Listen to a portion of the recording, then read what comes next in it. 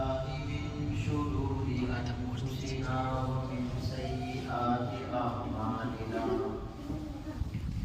من يهده الله فلا مضل له ومن يضلله فلا هادي له ونشهد أن لا إله إلا الله وحده لا شريك له نشهد أن سيدنا وسندنا ومولانا محمدا عبده ورسوله صلى الله تعالى على خير خلقه محمد وعلى آله وأصحابه أجمعين أما بعد فأعوذ بالله من الشيطان الرجيم بسم الله الرحمن الرحيم وإذ قال ربك للملائكة إني جاعل في الأرض خليفة صدق الله مولانا العظيم بزرگان محترم، برادران اسلام، عزیز دوستوں، جیسا کہ گزشتہ جمعہ آپ حضرات کی خدمت میں حضرت آدم علیہ السلام کے قصے سے ان کی تخلیق اور ان کی تعظیم و تکریم اور ان کا مقام و مرتبہ، اس کی روشنی میں جو ہمیں سبق ملتا ہے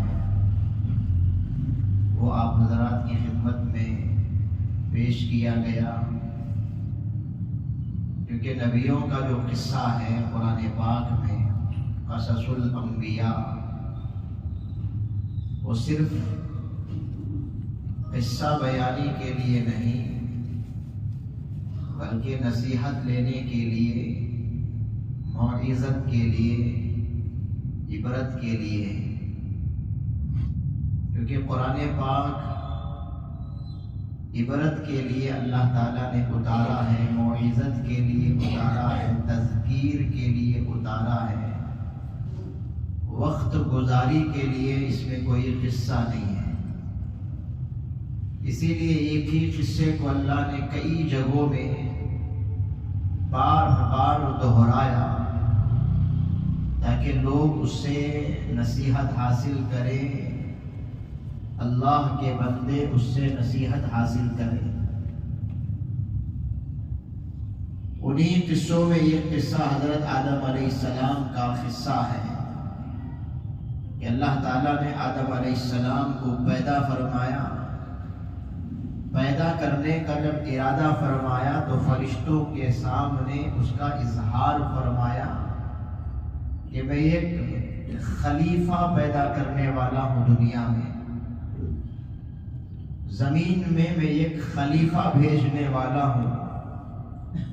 تو آدم علیہ السلام کو اللہ تعالیٰ نے خلیفہ بنا کر کے دنیا میں بھیجا ہے۔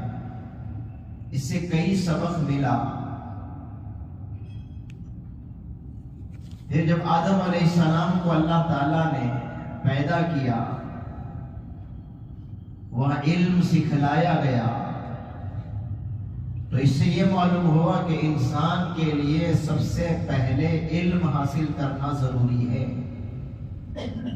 آدم علیہ السلام کو اللہ تعالیٰ نے علم سکھلایا ہے، علم کی اہمیت اس سے سمجھ میں آتی ہے۔ پھر ایک بڑا مقام اللہ تعالیٰ نے آدم علیہ السلام کو دیا کہ فرشتوں کو حکم ہوا آدم کا سجدہ کریں۔ سارے فرشتے سجدہ کرنے لگے۔ اسے آدم علیہ السلام کا مقام معلوم ہوتا ہے، انسانوں کا مقام معلوم ہوتا ہے۔ اگر انسان بڑا بن جائے تو فرشتوں سے وہ بڑا بن سکتا ہے، فرشتوں سے بڑا مقام انسانوں کا ہے۔ لیکن ایک شیطان نے سجدہ کرنے سے انکار کر دیا، شیطان سجدہ نہیں کیا، اس نے ابا واستکبر، انکار کیا اور تکبر دکھلایا۔ تو اس سے کیا سمجھ میں آتا ہے کہ شیطان انسانوں کا پہلا دشمن ہے، انسانوں کا پہلا دشمن شیطان ہے۔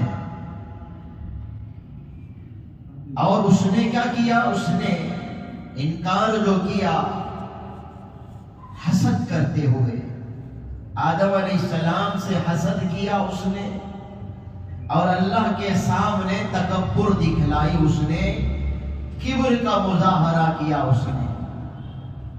تو اس سے معلوم ہوا کہ کائنات کا پہلا گناہ جو ہے وہ حسد اور تکبر ہے، اور یہ پہلا گناہ کرنے والا شیطان ہے۔ اور اتنا بڑا گناہ ہے یہ حسد اور تکبر، اس گناہ کی وجہ سے ایمان بھی انسان کھو دیتا ہے، ایمان سے بھی محروم ہو سکتا ہے، ایمان بھی اس کا سلب ہو سکتا ہے، جس طرح سے شیطان کا ایمان سلب ہو گیا، ایمان سے وہ محروم ہو گیا، اللہ کے قرب سے وہ محروم ہو گیا۔ حالانکہ بہت قرب والا تھا، عبادت گزار تھا، وہ بڑا عابد تھا وہ، لیکن اس نے یہ جو دو گناہ کیا، حسد اور تکبر، حضرت آدم علیہ السلام سے حسد کیا اور اللہ کے سامنے تکبر کیا، اللہ نے اس کو مردود کر دیا۔ یہ دو بڑے گناہ ہیں، ان گناہوں سے بچنے کی ضرورت ہے۔ آج بھی انہی گناہوں کی وجہ سے ہم لوگ پیچھے پیچھے رہتے ہیں، محروم رہتے ہیں اور ترقی نہیں ہوتی ہے۔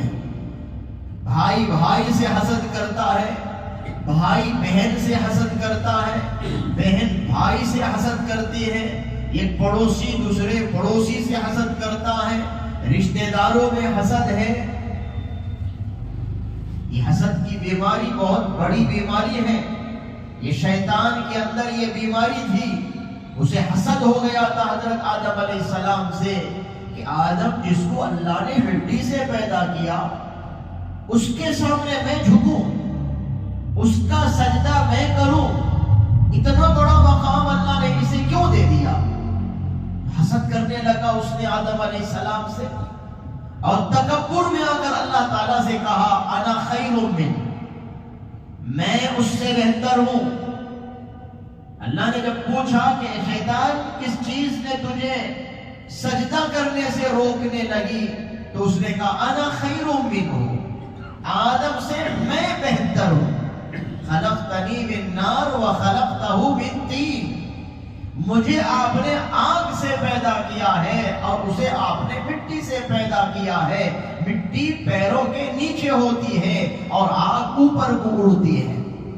آپ دیا سلائی سلگائیں، آگ اوپر کی طرف جائے گی، کبھی بھی آگ نیچے کی طرف نہیں آتی، کیونکہ آگ اس کا محل اوپر کی طرف ہے۔ اور مٹی کے آپ اوپر بھی اڑائیں، وہ مٹی سیدھا زمین پہ آ کر گرتی ہے۔ اس لیے شیطان نے کہا میں بہتر ہوں آدم سے، کیونکہ آپ نے مجھے آگ سے پیدا کیا، آگ کا مقام اونچا ہے، اسے آپ نے مٹی سے پیدا کیا اور مٹی کا مقام نیچے ہے۔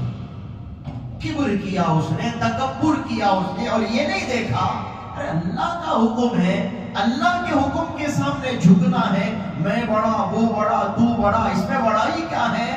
اللہ کا حکم ہے تو اسے پورا کرنا ہے۔ اس نے یہ نہیں سوچا، بلکہ اس نے عقل کے گھوڑے دوڑائے، میں افضل ہوں، میں اچھا ہوں، میں بڑا ہوں، اسی کو تکبر کہتے ہیں۔ یہ پہلا گناہ ہے حسد اور تکبر۔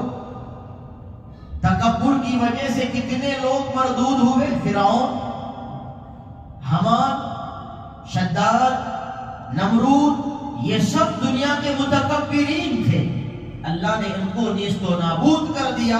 ان کا نام کوئی نہیں لیتا ہے، کوئی لیتا ہے تو بدبخت کہہ کر کے نام لیتا ہے کہ فرعون بدبخت، حامان بدبخت، شداد بدبخت، محروم ہے یہ لوگ، تکبر کی وجہ سے محروم ہوئے۔ ایمان سے محروم ہوئے، قرب سے محروم ہوئے، اللہ نے ان کو ہلاک کر دیا، تباہ کر دیا، برباد کر دیا، کیونکہ اللہ تعالیٰ تکبر کرنے والوں کو پسند نہیں کرتا۔ ان اللہ لا يحب المتکبرین، تکبر کرنے والوں کو اللہ پسند نہیں کرتا، گھمنڈ کرنے والوں کو اللہ پسند نہیں کرتا، غرور کرنے والوں کو اللہ پسند نہیں کرتا۔ ایک حدیث میں نبی کریم صلی اللہ علیہ وسلم فرماتے ہیں لا يدخل النار من كان في قلبه مثقال حبة من خردل من ایمان، جہنم میں وہ شخص ہرگز نہیں جائے گا جس کے دل میں رائی کے برابر بھی ایمان ہے، بڑا ایمان ہی نہیں، رائی کے برابر بھی ایمان ہے، وہ جہنم نہیں جائے گا۔ ایک نہ ایک دن اللہ اس کو جہنم سے نکالے گا، اگر گناہ کیا ہو تو جہنم سے نکالے گا، جنت ضرور بھیجے گا، ہمیشہ وہ جہنم میں نہیں رہے گا۔ یہ مطلب ہے ہو سکتا گناہوں کی وجہ سے جانا پڑے، لیکن اللہ اسے ضرور جہنم سے نکال کر جنت میں بھیجے گا جس کے دل میں رائی کے برابر ایمان ہے۔ اور وَلَا يَدْخُلُ الْجَنَّةَ، وہ شخص جنت میں داخل نہیں ہوگا من کان فی قلبہ مثقال حبۃ من خردل من کبر، جس کے دل میں رائی کے برابر بھی تکبر ہے، غرور ہے، گھمنڈ ہے، وہ شخص جنت میں داخل نہیں ہوگا۔ جس کے دل میں رائی کے برابر بھی کبر ہے، غرور ہے، گھمنڈ ہے۔ آج ذرا بیٹھ کر ہم سوچیں کتنی جگہوں میں ہم غرور دکھاتے ہیں، گھمنڈ دکھاتے ہیں، اپنے آپ کو بڑا خیال کرتے ہیں، اپنے آپ کو بڑا سمجھتے ہیں اور دوسروں کے سامنے جتانے کی کوشش کرتے ہیں میں بڑا ہوں۔ یہ اللہ کو پسند نہیں ہے۔ اللہ ایک حدیث میں آتا، اللہ فرماتے ہیں الکبریاء ردائی والعظمۃ ازاری، بڑائی میری چادر ہے، بڑائی میری چادر ہے۔ فمن نازعنی عن واحد منها ادخلته النار، ان میں سے کسی چیز میں اگر کوئی مجھ سے جھگڑا کرے گا، یعنی مجھ سے میری چادر چھیننے کی کوشش کرے گا، یعنی خود بڑا بننے کی کوشش کرے گا، میں بڑا ہوں یہ کہنے کی کوشش کرے گا، اس کو میں جہنم میں بھیجوں گا۔ میری چادر ہے وہ، میں بڑا ہوں، دوسرا انسان ہو کر، کمزور ہو کر وہ کہے کہ میں بڑا ہوں، میں اس کو برداشت نہیں کروں گا۔ تو بزرگان محترم، کبر جو ہے، بڑائی جو ہے، یہ اللہ کی خاص صفت ہے، اس صفت کو ہم چھین نہیں سکتے، اس صفت کو اپنے اوپر نہیں لے سکتے۔ اپنے آپ کو بڑا سمجھنے کا ہمیں کوئی حق نہیں ہے۔ اگر کوئی سمجھتا ہے تو سمجھ لو، سمجھتا ہے تو یہ جان لینا چاہیے کہ شیطان نے اپنے آپ کو بڑا سمجھا تھا، اللہ نے اس کو مردود کر دیا۔ فرعون نے اپنے آپ کو بڑا سمجھا تھا، اللہ نے اس کو غرق کر دیا۔ شداد نے اپنے آپ کو بڑا سمجھا تھا، اللہ نے اس کو ہلاک کر دیا۔ نمرود نے اپنے آپ کو بڑا سمجھا تھا، اللہ نے اس کو برباد کر دیا۔ اور حسد، یہ بھی شیطان کا پہلا گناہ، پہلا گناہ حسد، یہ بھی اللہ کو پسند نہیں ہے۔ حدیث میں آتا ہے کہ الحسد یأکل الحسنات کما تأکل النار الحطب، حسد جو ہے نیکیوں کو ایسا کھا جاتا ہے جیسے آگ جو ہے لکڑے کو کھا جاتی ہے۔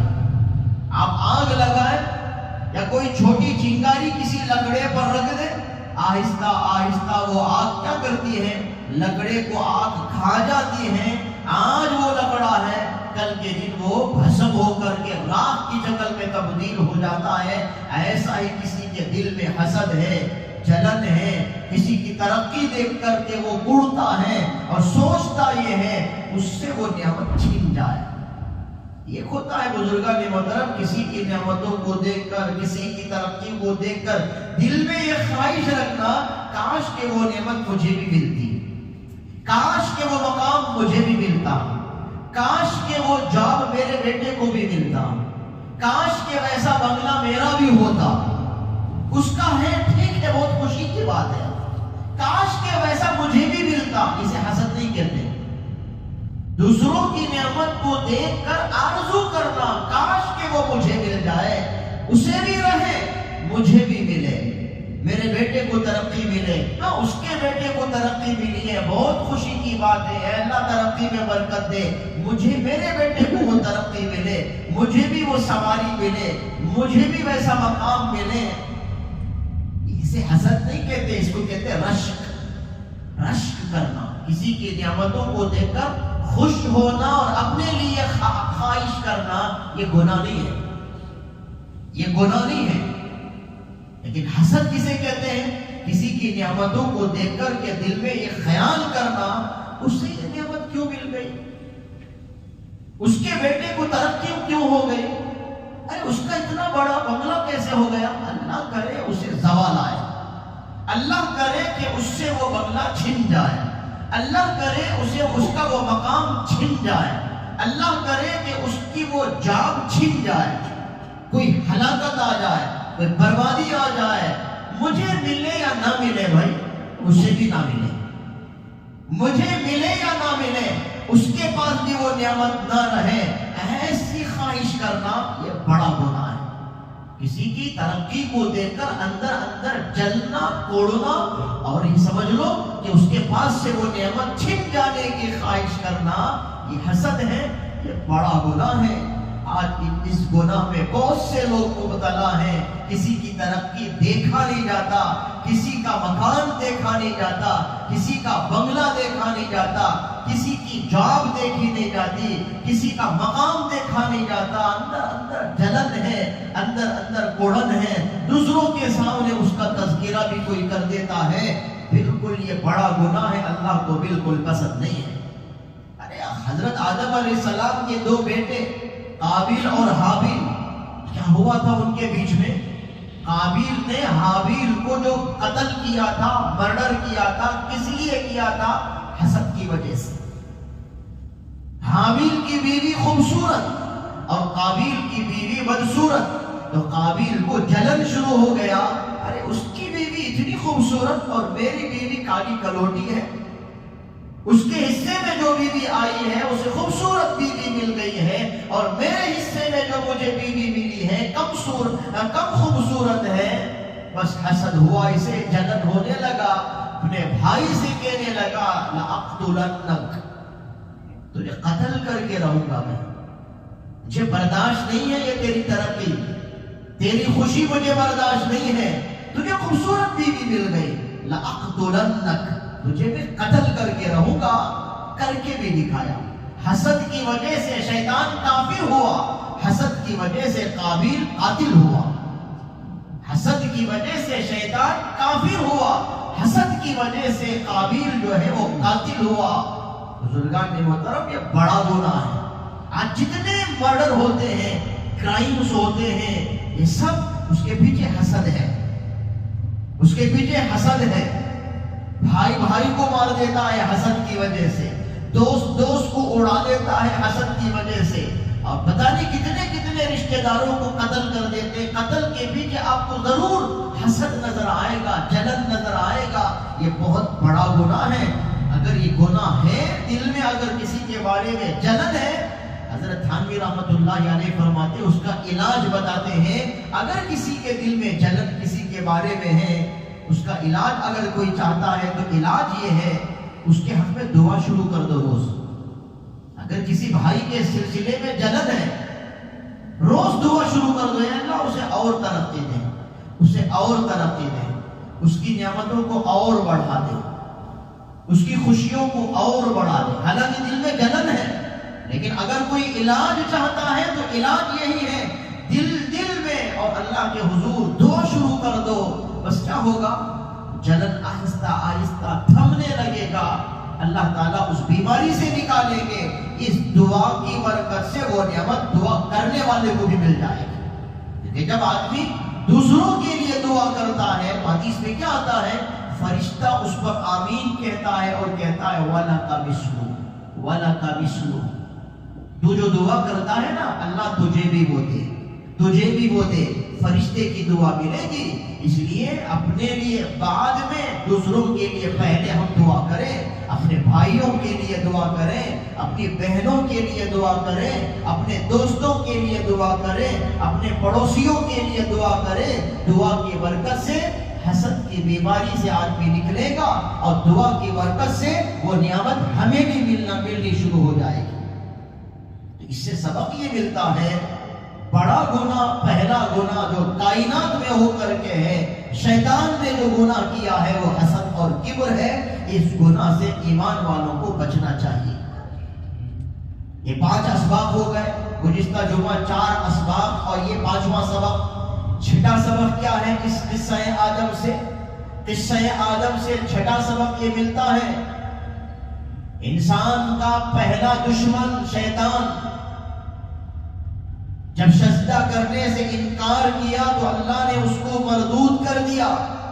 تو جاتے ہوئے وہ کیا کہہ کر گیا تھا؟ میں جس آدم کی وجہ سے مجھے کافر قرار دیا گیا ہے، جنت سے اتار دیا گیا ہے، جس آدم کی وجہ سے مجھے مردود قرار دیا گیا ہے، اس آدم کو نہیں چھوڑوں گا، اس آدم کی اولاد کو بھی نہیں چھوڑوں گا. یہ کہہ کر دنیا میں آیا تھا، یہ کہہ کر دنیا میں آیا تھا میں آدم کی اولاد کو نہیں چھوڑوں گا، انتقام ان کی اولاد سے لوں گا.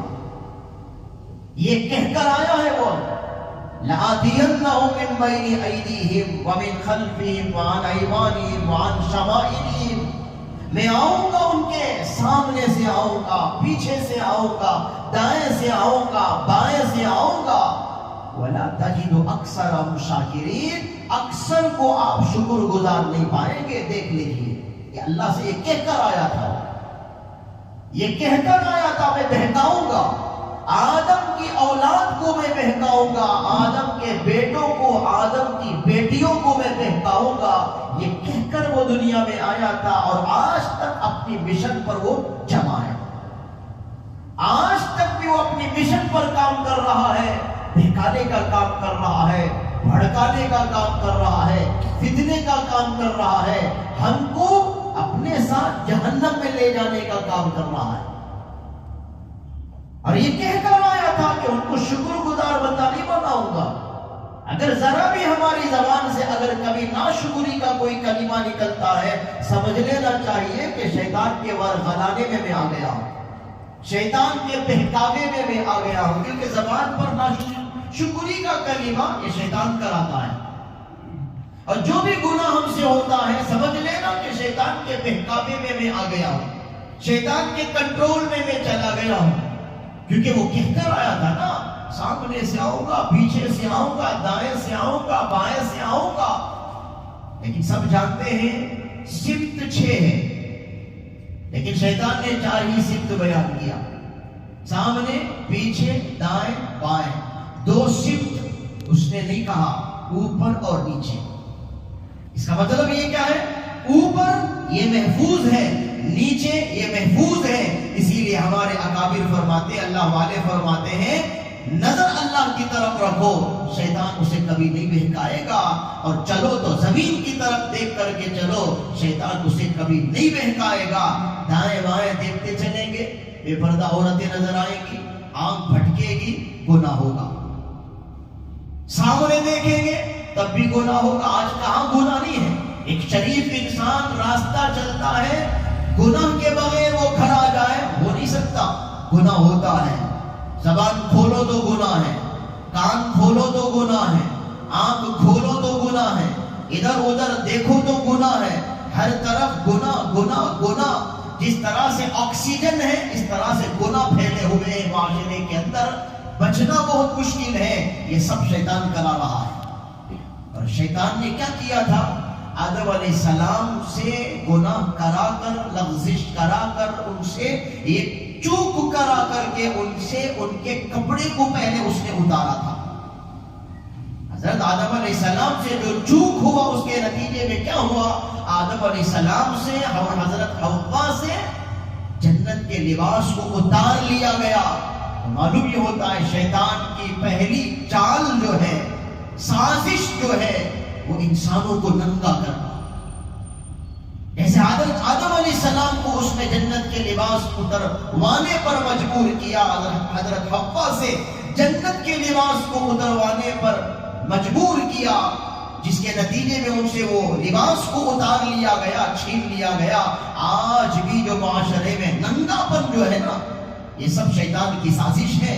سمجھتا ہے ننگا کرو انسان کو، ان کی تہذیب ان سے چھین لو، بس ایمان بھی ان کا ختم ہو جائے گا، اخلاق ان کے بگڑ جائیں گے۔ آج ننگا پن اسی لیے ہے، اخلاق کو برباد کرنے کے لیے، نوجوانوں کے اخلاق کو برباد کرنے کے لیے ہماری بہنوں کو ننگا کیا جاتا ہے، ہماری بیٹیوں کو ننگا کیا جاتا ہے۔ لباس بھی اس انداز کا تیار ہو رہا ہے نا، بس برائے نام وہ لباس ہے، برائے نام وہ کپڑا ہے، ورنہ وہ کپڑا نہیں ہے۔ نیٹڈ پہنتے ہیں بچیاں، جو نیٹڈ پہنتی ہیں، کیا ہے وہ کپڑا نہیں ہے، برائے نام ایک کپڑا ہے وہ، ورنہ وہ کپڑا نہیں ہے۔ ناقص کپڑا، چھوٹا کپڑا، شارٹ جو پہنتے ہیں، کہاں کپڑا؟ وہ کپڑا نہیں ہے۔ جو کپڑا بدن کو نہ چھپائے وہ کپڑا کیسے ہو سکتا ہے؟ جالیوں والا وہ کپڑا کیسے ہو سکتا ہے؟ مچھردان ہے، بس مچھر کاٹنے سے بچانا ہے، بس باقی سارے فتنے اسے چھو کر کے جاتے ہیں۔ یہ ننگا پن آج ہو رہا ہے۔ بچیوں کے کپڑے چھوٹے ہو گئے، عورتوں کے کپڑے چھوٹے ہو گئے، لڑکیوں کے کپڑے چھوٹے ہو گئے، مردوں کے کپڑے لڑکیوں کو پہنانے لگے۔ یہ سب ایک سازش ہے۔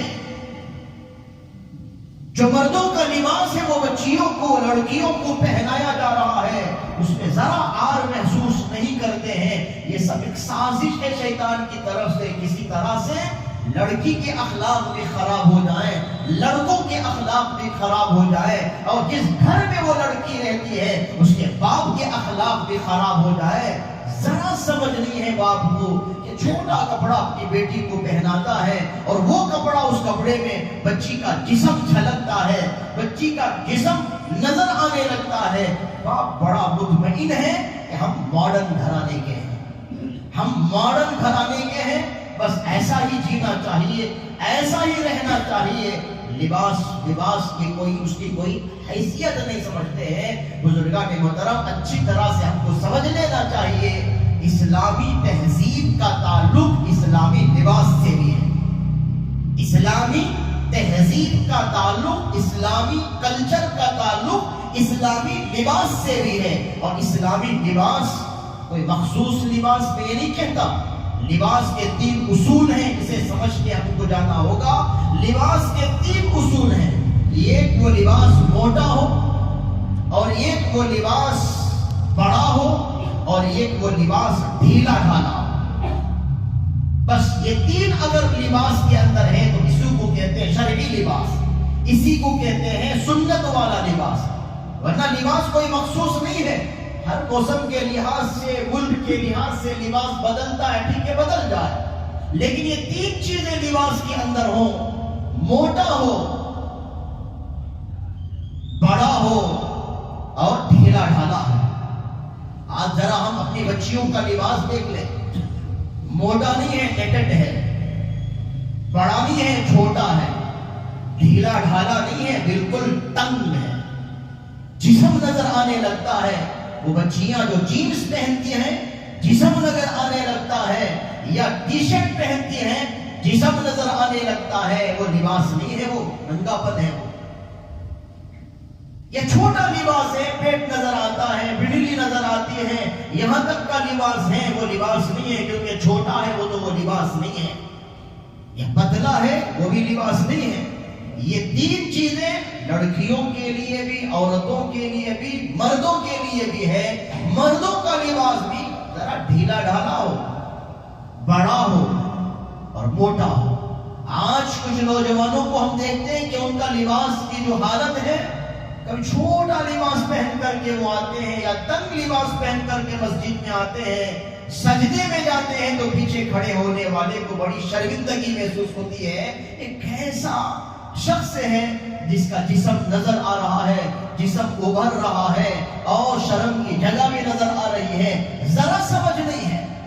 چست لباس پہن کر ہمارے نوجوان آ جاتے ہیں، جینس اتنا تنگ، اتنا چست ہوتا ہے، جسم نظر آنے لگتا ہے، یا چھوٹا ہوتا ہے، جسم نظر آنے لگتا ہے، یا پتلا ہوتا ہے، جسم نظر آنے لگتا ہے۔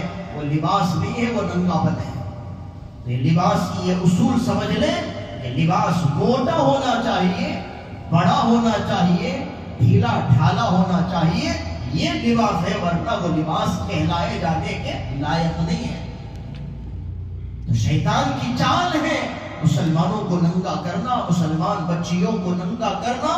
ذرا اس کی فکر ہم کریں، ہمارے گھروں کا ماحول بدلے، لباس بدلے، بچیوں کو ایسا لباس پہنائے جس میں پورا پردہ ہوتا ہو، جس کے اندر شرم اور حیا کو ملحوظ رکھا جائے. تب جا کر کے ان کی اخلاقی تربیت ہوگی، اور ان کی وجہ سے بھائیوں میں اخلاق، پھر ماں باپ میں اخلاق، پھر معاشرے میں اخلاق کا ایک فضا پھیلنے لگے گی. اس کا لحاظ رکھنا چاہیے. اور اسی طرح سے ایک اور سبق کیا ملتا ہے قصہ آدم سے. اب تک 6 اسباق ہو گئے. 7واں سبق حضرت قصہ آدم، حضرت آدم علیہ السلام کے قصے سے کیا ملتا ہے؟ آدم علیہ السلام کو جنت سے اتارنے کے لیے اس نے کیا سازش کی تھی، کیا چال چلی تھی، وسوسہ اس نے ڈالا تھا. آدم علیہ السلام کے دل میں اس نے وسوسہ پیدا کیا تھا. معلوم اس سے یہ ہوا کہ آدم علیہ السلام کو اس نے جو حملہ کیا ہے وسوسے کے ذریعے سے حملہ کیا ہے. اس لیے اس سے سمجھ میں یہ آتا ہے وسوسہ ایک بہت بڑی بیماری ہے. اس وسوسے سے ہمیشہ بچنے کی ضرورت ہے، اللہ سے پناہ لینے کی ضرورت ہے وسوسے سے. کہ جب بھی دل میں وسوسہ آئے تو سمجھ لو کہ شیطان کچھ وسوسہ ڈال کر کے ہمارے ایمان کو ہم سے چھیننا چاہتا ہے، عقیدے کو کمزور کرنا چاہتا ہے، عمل کو خراب کرنا چاہتا ہے. آج یہی ہو رہا ہے. اچھے لوگوں کو انسان آ کر کے وسوسہ ڈالتے. اگر کوئی وسوسہ ڈالنے کا کام کرتا ہے انسانوں میں سے، سمجھ لو کہ وہ شیطان کے نقش قدم پر چل رہا ہے، کیونکہ شیطان نے بھی وسوسہ ڈالا تھا اور یہ بھی وسوسہ ڈال رہا ہے. آج یہی ہو رہا ہے. نمازیں ہم پڑھ لیتے ہیں، وسوسے ڈالنے والے آ کر کے ارے تمہاری نماز نہیں ہوئی، تم ایسی نماز پڑھتے ہو. ارے رسول اللہ صلی اللہ علیہ وسلم کی نماز کیسی تھی معلوم تھی؟ دیکھو اس کتاب میں یہ ہے، یہ کتاب میں یہ ہے. لوگ وسوسہ ڈال کر ہماری نماز کو ہم سے چھین لیتے ہیں. نمازی تھا سوچتا ہے بھئی نماز پڑھنا ہی کس لیے پھر. یہ کہتا ہے کہ نماز نہیں ہوئی، یہ کہتا ہے نماز نہیں ہوئی، یہ کہتا ہے نماز نہیں ہوئی، بس نماز ہی چھوڑ دو. یا نماز پڑھتا ہے تو پوری نماز دل کے اندر وسوسہ، اس نے یہ کہا نماز نہیں ہوئی، اس نے یوں کہا نماز نہیں ہوئی، تو پھر نماز ہوتی کیسے ہے؟ نمازوں میں وسوسہ. اسی لیے قرآن مجید کی ایک سورت اللہ نے نازل ہی اس لیے کر دیا تاکہ لوگ اس سورت کے ذریعے سے وسوسہ سے بچ جائیں. اور اس سورت کے اندر اللہ نے کیا کہا؟ وسوسہ صرف شیطان ہی نہیں، وسوسہ انسان بھی ڈالتا ہے. من شر الوسواس الخناس الذي يوسوس في صدور الناس من الجنة والناس. وسوسہ ڈالنے والا جنات شیطان بھی ہوتا ہے، وسوسہ ڈالنے والا انسان بھی ہوتا ہے. وسوسوں سے بچنا ہے. اگر کوئی دل میں وسوسہ ڈالتا ہے تو فوراً علماء سے رابطہ کرے، علماء سے جا کر مسئلہ پوچھ کر کے تسلی کر لے. یہ فلاں آدمی یہ مسئلہ بیان کرتا ہے، فلاں آدمی یوں کہتا ہے، حضرت مجھے آپ پر بھروسہ ہے، آپ بتلائیں. جو بتلائیں گے اس کے مطابق عمل. ہر کس و ناقص کو سن کر کے کوئی چلتا ہے ضرور بہکتا ہے.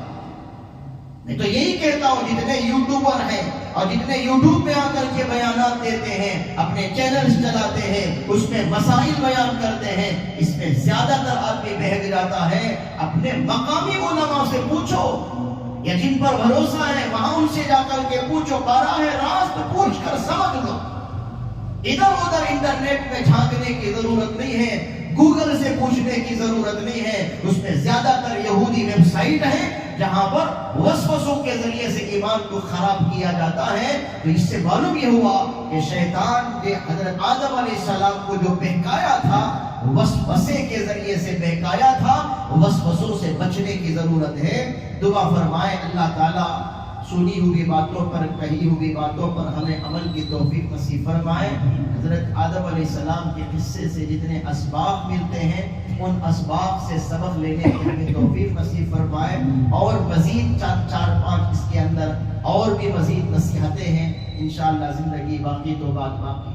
بزرگان محترم، جیسا کہ آپ کے علم میں ہے، الحمدللہ مسجد سے متصل جو عمارت ہے، جس کو ہم توسیع مسجد بھی کہتے ہیں، نئی عمارت کہتے ہیں، آپ کے تعاون اور آپ کے اس فکر، ذمہ داروں کی توجہ اور اللہ کی توفیق اور اللہ کی مدد سے بڑا کام الحمدللہ ہو گیا، بہت بڑا کام ہوا۔ صرف مسجد ہی میں اعلان ہوتا تھا توسیع مسجد کے لیے تعاون فرمائیں، توسیع مسجد کے لیے تعاون فرمائیں، الحمدللہ محلے والوں کا زیادہ تر اس میں حصہ رہا۔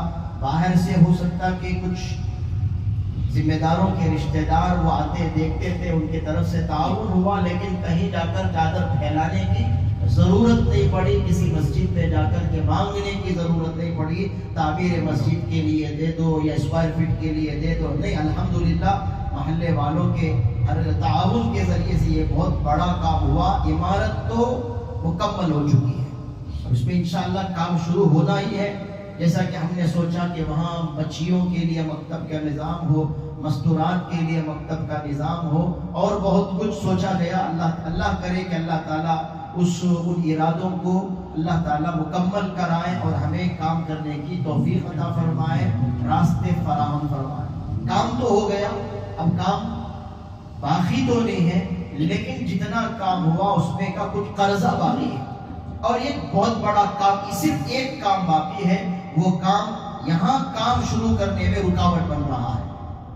یہ تو قرضہ 4,63,000 کا قرضہ ہے، مزید کام تو نہیں ہے، کام تو مکمل ہو چکا ہے، لیکن جو قرضہ ہے وہ 4,63,000 کا قرضہ ہے۔ اس لیے آپ حضرات سے گزارش ہے کہ آپ حضرات اس بارے میں کچھ فکر فرمائے اپنی طرف سے، مرحومین کی طرف سے، یا رشتہ داروں کو متوجہ کرائے تاکہ وہ قرضہ ادا ہو جائے، عافیت کے ساتھ ادا ہو جائے، اور کام مسجد کے ذمے کوئی قرضہ نہ رہے۔ اس طرح سے ہم اپنے قرضے کی فکر کرتے ہیں کہ میرے ذمے یا میرے گھر کے ذمے کوئی قرضہ نہ رہے، یہ اللہ کا گھر ہے، اس کے ذمے کوئی قرضہ نہ رہے، اس کی فکر بھی ہم کو کرنے کی ضرورت ہے۔ 4,63,000 کا یہ قرضہ ہے، اس کی ادائیگی ہونی ہے، آپ حضرات کے تعاون کی ضرورت ہے۔ اور دوسری بات یہ ہے کہ مسجد میں کوئی بھی کام کرنے کے لیے لفٹ کی ضرورت ہے۔ مستورات کے لیے نظام چلانا ہے تو مستورات کو ہم یہ تو نہیں کہہ سکتے کہ تیسری منزل پر ایسے سیڑھی سے آ جائے، چوتھی منزل پر آ جائے، تو ان کے لیے دقت ہوگی، ان کے لیے پریشانی ہوگی، لیکن بڑی مستورات بھی آئیں گی تو ان کے لیے پریشانی ہوگی۔ تو لفٹ کی ایک ضرورت، جیسے کہ اپارٹمنٹس بنتے ہیں، فلیٹس بنتے ہیں، وہاں لوگ آنے سے پہلے یہ فکر کی جاتی ہے کہ لفٹ کا کام ہو جائے، وہ اہم کام ہوتا ہے۔ تو مسجد کے لیے بھی ایک اہم کام یہ لفٹ کا کام ہے، اس کے لیے بھی آپ حضرات تعاون فرمائیں۔ اگر آپ اپنے دوستوں کو متوجہ کرنا چاہتے ہیں تو متوجہ کرائیں، امام صاحب سے مل کر کے رسید حاصل کریں، آپ اکاؤنٹ کو بھی اپنا وہ اماؤنٹ ٹرانسفر کر سکتے ہیں، ٹرانسفر کرنے کے بعد امام صاحب سے رجوع ہو کر کے وہ رسید بھی حاصل کر لیں، ذمہ داروں سے مل کر بھی پوچھ لیں کہ کس کے لیے کون سی میٹیریل یا کون سا قرضہ باقی ہے، وہ صاحب کو پہنچانے کا کیا نظام ہو سکتا ہے، وہ آپ حضرات ذمہ داروں سے مل کر کے اسے فلفل کرنے کی آپ کوشش کریں تاکہ یہ کام مکمل ہو جائے۔ اب اس کے بعد جو چندے ہوں گے، جمعے کا جو چندہ ہوگا، وہ صرف مسجد کے خرچوں و اخراجات کے لیے، توسیع مسجد کے لیے، تعمیر مسجد کے لیے کوئی چندہ نہیں۔ آپ جاتے ہوئے دل کھول کر، کیونکہ مسجد کے لیے آمدنی کا کوئی ذریعہ نہیں، ایسا نہیں کہ اس کے لیے کوئی اپارٹمنٹ ہے، وہاں سے کوئی کرایہ آتا ہے، اس کی کوئی دکان ہے، وہاں سے کوئی کرایہ آتا ہے، کرایہ کوئی ذریعہ آمدنی نہیں ہے، صرف جو محلے والے ہیں، محلے والوں کے تعاون سے اس کے خرچ و اخراجات پورے ہوتے ہیں۔ اس کے لیے بھی دل کھول کر جاتے ہوئے تعاون فرمائیں، اور جو قرضہ باقی ہے ذمہ داروں سے مل کر آپ اپنی طرف سے جو دینا چاہتے ہیں آپ دیں، اللہ تعالیٰ آپ کے دینے کو قبول فرمائیں۔